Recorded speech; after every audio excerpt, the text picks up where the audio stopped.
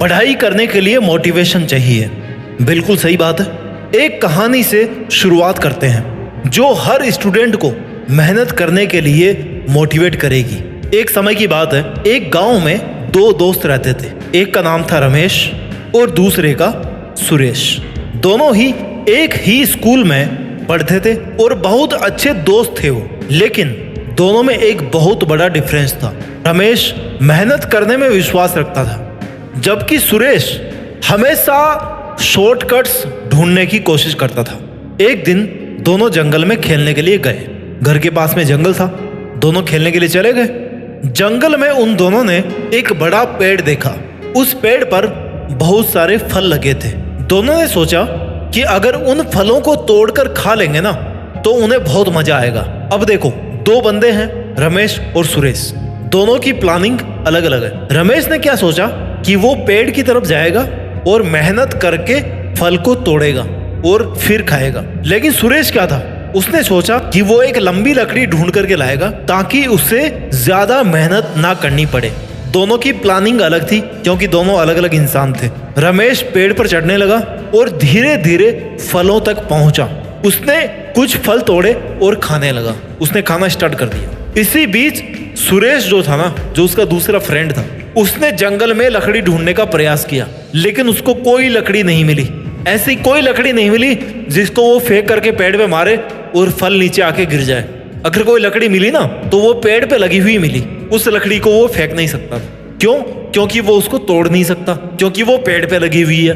रमेश ने अपनी मेहनत से अपना फल हासिल किया और उसका स्वाद चखा, अपने फ्रूट्स को, अपने फल को एंजॉय किया। जबकि सुरेश जो था ना, जो बिना मेहनत के, बिना पेड़ पर चढ़ने के, पसीना बहाने के बजाय शॉर्टकट में बिलीव करता था, वो असफल रहा। इस कहानी से हमें यह सीखने को मिलता है कि मेहनत करने से हमें सफलता मिलती है। कहानी का कंक्लूजन बड़ा शॉर्ट है, ये कोई कहानी नहीं है, मैंने केवल आपको ये बात बताई है। इस कहानी से, अगर आप इसको कहानी कहते हो, तो इस कहानी से हमें यह सीख मिलती है कि मेहनत करने से हमें सफलता मिलती है और मेहनत करने वाले लोग हमेशा आनंद और सफलता प्राप्त करते हैं। इसलिए विद्यार्थियों को मेहनत करने के महत्व को समझकर उन्हें पढ़ाई में लगन से जुड़ने के लिए मोटिवेट करना चाहिए अपने आप को।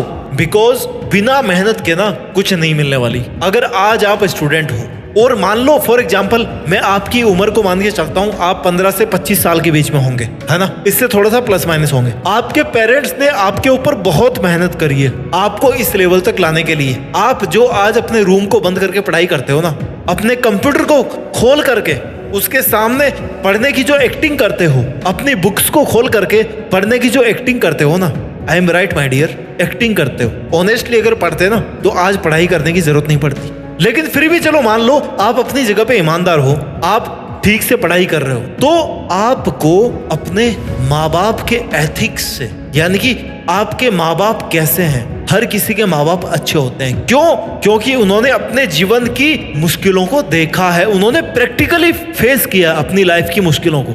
आपको अपने माँ बाप से मोटिवेट होना चाहिए। हर वो इंसान जो अपनी लाइफ में बहुत कुछ करना चाहता है, स्पेशली ये अगर वीडियो मैंने स्टूडेंट्स के लिए बनाया ना, जो स्टूडेंट्स अपनी लाइफ में बहुत कुछ करना चाहते हैं, उनको अपने माँ बाप की तरफ देखना चाहिए। उनके माँ बाप ने पुअर फाइनेंशियल कंडीशंस के बावजूद भी उनका पालन पोषण ऐसा किया है ना, जैसा ऐसा लगता देकर कि जैसे मान लो किसी अमीर आदमी ने अपने बेटे का पालन पोषण किया है। अगर कोई माँ बाप अपने बच्चे का ऐसे पालन पोषण करते हैं तो उस बच्चे की क्या जिम्मेदारी होनी चाहिए? उसकी पहली जिम्मेदारी होनी चाहिए कि वो अपने माँ बाप के एफर्ट्स को पहचाने, क्योंकि जब तक वो अपने माँ बाप के एफर्ट्स को नहीं पहचानेगा ना, तब तक उसकी जिंदगी में कुछ नहीं होने वाला अच्छा। तब तक वो अपने माँ बाप की जो मेहनत है ना, उसका कर्ज नहीं चुका सकता। आप अपनी इंपॉर्टेंस पहचानिए, अपने माँ बाप की इंपॉर्टेंस पहचानिए, क्योंकि उन्होंने अपनी लाइफ में इतने स्ट्रगल्स देखे हैं, इतनी मुश्किलें देखी है, जितनी आप शायद अगले 50 साल तक नहीं देख पाओगे। अगर इस दुनिया में कोई भगवान का दर्जा ले सकता ना, तो वो है केवल आपके माँ बाप, यानी कि योर पेरेंट्स। बिकॉज वो आपको इस दुनिया में लेकर के आए हैं और उन्होंने आपसे ज्यादा मुश्किलें फेस की है और उनको आपसे जिंदगी को जीने का तरीका मालूम है। माँ बाप ना लाइफ में केवल एक बार मिलते हैं, दोस्त 1000 बार मिल जाएंगे, गर्लफ्रेंड बॉयफ्रेंड 1000 बार मिल जाएंगे, लक्ष्य 1000 बार मिल जाएंगे, 1000 लक्ष्य बना सकते हो आप अपनी लाइफ में। लेकिन माँ बाप, जहां से आप पैदा हुए हो ना, उसको आप सेकंड टाइम भी क्रिएट नहीं कर सकते। वो केवल one and single only one incident है या घटना है इस ब्रह्मांड की, जहां से आप पैदा हुए हो। उस चीज को आप दोबारा क्रिएट नहीं कर सकते। आपको अगर पढ़ने के लिए छोड़ा गया ना, तो आपको पढ़ाई करना है, इसमें कोई दूसरा ऑप्शन नहीं है। आपको पढ़ना है मतलब पढ़ना है यार, बिकॉज आप एक स्टूडेंट हो, और स्टूडेंट होने के नाते आपका क्या धर्म बनता है कि आपको पढ़ाई करना है। श्री भागवत गीता में अर्जुन का क्या धर्म था कि वो अन्याय के खिलाफ लड़ाई करेंगे, वो अधर्म के खिलाफ लड़ाई करेंगे। उन्होंने लड़ाई करी और उनका नाम आज तक आप जानते हो। आप स्टूडेंट हो, आपका नाम ये दुनिया कब जानेगी? जब आप पढ़ाई पर ध्यान दोगे। No pains no gains. Sorry, अगर आपको बिना दर्द किए रिजल्ट चाहिए ना, तो वो इस दुनिया में तो नहीं मिलने वाला, इस धरती नाम के ग्रह पे तो नहीं मिलने वाला भाई। कोई दर्द नहीं, कोई उपलब्धि नहीं, बहुत बड़ा यूनिवर्स है, चले जाना कहीं पे भी। इस धरती नाम के ग्रह पे तो आपको बिना दर्द के कुछ नहीं मिलने वाला। अपने आप को संकट में डालना पड़ेगा।